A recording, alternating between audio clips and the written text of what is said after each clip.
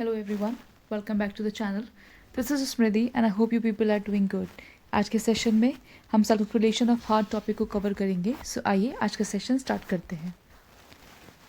Structure of heart की अगर मैं थोड़ा सा ब्रीफिंग आपको दूं तो आपको मालूम है कि जो हार्ट है वो हमारा एक मस्कुलर ऑर्गन है जिसका बेसिक फंक्शन क्या है, ब्लड को पंप करना थ्रू आउट द बॉडी.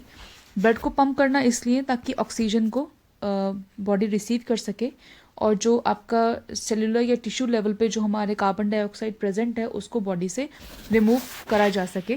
सो ये बेसिक फंक्शन आता है हार्ट का कि वो भाई एक तो पंपिंग तो करता ही है ब्लड को, लेकिन पंपिंग करना इसलिए ज़रूरी ताकि जो एक्सचेंज ऑफ गैसेस है उसको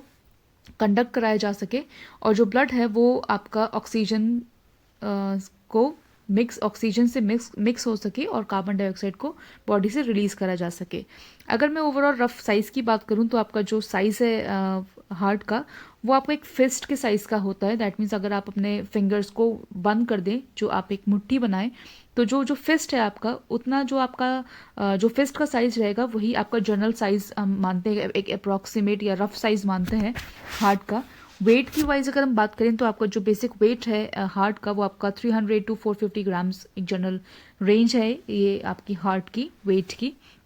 इसके अलावा हमारे पास हार्ट में 4 बेसिक चेम्बर्स रहते हैं जो आपके 2 अपर और 2 लोअर हैं. एक आपका है एट्रियम और एक है आपका वेंट्रिकल.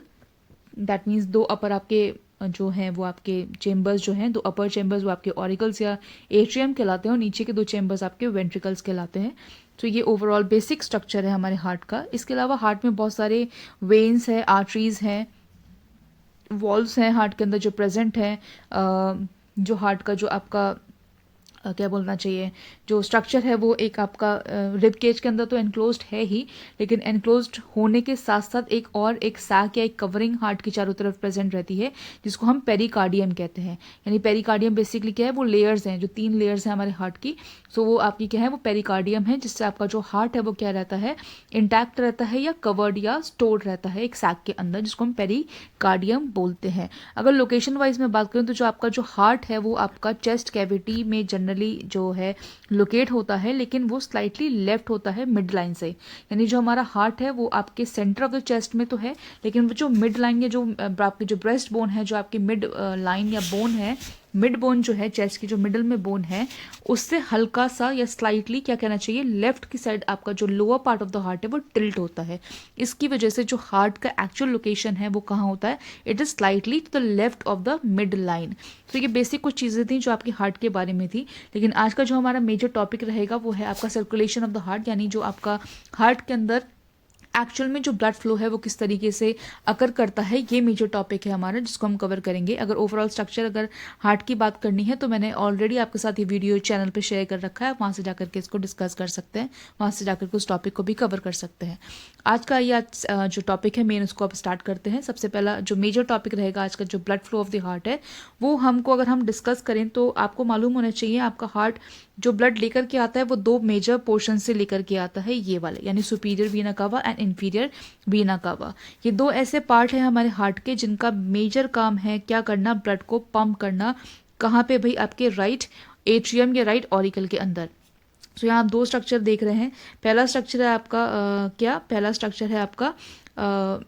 सुपीरियर वीना कावा, दूसरा स्ट्रक्चर है इंफीरियर वीना कावा, और दोनों ही आपका जो ब्लड है वो कहाँ पंप कर रहे हैं, आपका राइट एट्रियम के अंदर. दोनों ही स्ट्रक्चर क्या कर रहे हैं, ब्लड को पंप कर रहे हैं. फर्क कितना है कि जो सुपीरियर वीना कावा है ये ब्लड आपका लेकर के आता है आपके अपर बॉडी पार्ट से, और इंफीरियर वीना कावा ब्लड लेके आता है लोअर बॉडी पार्ट से. और ये दोनों ही ब्लड जो आ रहे हैं सुपीरियर और इंफीरियर वीना कावा के थ्रू, ये ब्लड आपका डीऑक्सीजनेटेड होता है. दैट मीन्स इसके अंदर जो है कार्बन डाइऑक्साइड कंटेंट प्रेजेंट रहता है, या आप कह सकते हैं सिंपल भाषा में कि भाई कार्बन डाइऑक्साइड कंटेनिंग ब्लड है ये, या आप इसको नॉर्मली इम्प्योर ब्लड भी कह सकते हैं. यानी जो आपका इम्प्योर ब्लड है ये आपका सुपीरियर वीना कावा और इंफीरियर वीना कावा से होते हुए ये कहाँ जाता है, ये आपका राइट एट्रियम में सबसे पहले जाता है. अब क्योंकि राइट एट्रियम क्या है, इस समय एक ऐसी कंडीशन में है जहाँ जो एट्रियम है वो क्या कर रहा है, ब्लड को रिसीव कर रहा है. अब जो क्योंकि वो ब्लड को रिसीव कर रहा है, या आप कह सकते हैं जो ये चेम्बर है, जो राइट एट्रियम है, ये इस चेम्बर में जो ब्लड है वो फिल हो रहा है. तो जो इस चेम्बर की जो कंडीशन होगी, जो फेज होगा इस चेम्बर का, वो आपका डायस्टोल होगा. यानी डायस्टोल कंडीशन, या आप कह सकते हैं एट्रियल या एट्रियम या ऑरिकुलर डायस्टोल, ये कंडीशन रहेगी। इसके बाद यहाँ आप एक स्ट्रक्चर देख पा रहे होंगे, जो वाइट वाइट सा एक स्ट्रक्चर यहाँ आपको इस तरीके से ऐसे दिख रहे हैं, राइट। ये जो स्ट्रक्चर है जो इस तरीके से आपको यहाँ ओवरलैप होता हुआ इस तरीके से दिख रहा है, ये आपके हैं वॉल्व, यानी ये आपका सबसे पहला वॉल्व है जो है आपका ट्राइकस्पिड वॉल्व। ये ट्राइकस्पिड वॉल्व क्या करता है, ब्लड को राइट एट्रियम से राइट वेंट्रिकल तक लेकर के आता है, और जैसे ही आपका ब्लड राइट एट्रियम से राइट वेंट्रिकल की तरफ चला जाता है, तो ये जो आपका ट्राइकस्पिड वॉल्व है ये वापस से इस तरीके से स्ट्रेट हो जाता है या शट हो जाता है, यानी वो वापस से बंद हो जाता है, ताकि ब्लड जो है वापस आपका राइट वेंट्रिकल से राइट एट्रियम की तरफ वापस से वो बैक फ्लो ना करे। तो ये दो स्ट्रक्चर्स हैं आपके, कौन कौन से, सुपीरियर वीना कावा हमने डिस्कस करा कि सुपीरियर इंफीरियर वीना कावा ब्लड को राइट एट्रियम में पोर कर रहे हैं, वहां से ब्लड जो है आपका राइट वेंट्रिकल में जा रहा है, और लेकर कौन जा रहा है भाई, आपका ट्राइकस्पिड वॉल्व उसको लेकर के जाता है, और बैक फ्लो को वापस रोकने के लिए वो क्या हो जाता है, वो वापस शट हो जाता है। अब आपका ब्लड का है भाई, आपका ब्लड है अब राइट वेंट्रिकल के अंदर,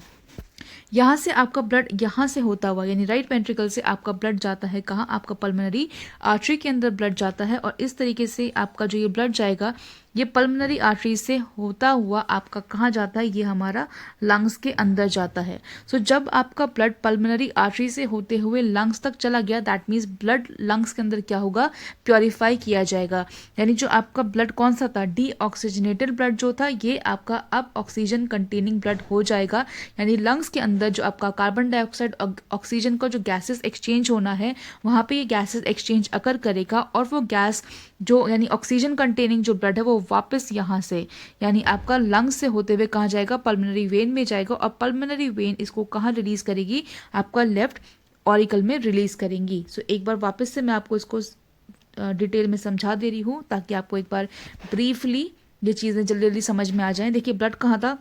राइट एट्रियम में था, राइट एट्रियम से ब्लड आया राइट वेंट्रिकल में, राइट वेंट्रिकल ने ब्लड को कहाँ लेकर के गए, राइट वेंट्रिकल से ब्लड गया आपका पल्मोनरी आर्टरी में, पल्मोनरी आर्टरी के बाद ब्लड हमारा जाता है लंग्स के अंदर, लंग्स में क्या होता है, गैसेस एक्सचेंज करी जाती हैं, अब लंग्स से ब्लड वापस लौट करके आता है कौन सा भाई, प्योरीफाइड ब्लड, क्योंकि पल्मोनरी आर्टरी से जो ब्लड जा रहा था लंग्स तक वो आपका इम्प्योर ब्लड या कह लीजिए डीऑक्सीजनेटेड ब्लड जा रहा था, लेकिन लंग्स में क्योंकि एक्सचेंज हो चुका गैसेस का, जो मिक्सिंग थी ऑक्सीजन कार्बन डाइऑक्साइड की वो चेंज हो चुकी है, अब जो आपका प्योरीफाइड या ऑक्सीजनेटेड ब्लड है वो लंग्स से आता है आपके पल्मोनरी वेन में, और पल्मोनरी वेन इसको कहाँ पोर करती है, इसको पोर करती है आपके राइट एट्रियम में, यानी ब्लड अब कहाँ है, ब्लड आपका राइट एट्रियम के अंदर है, राइट एट्रियम से ब्लड आपका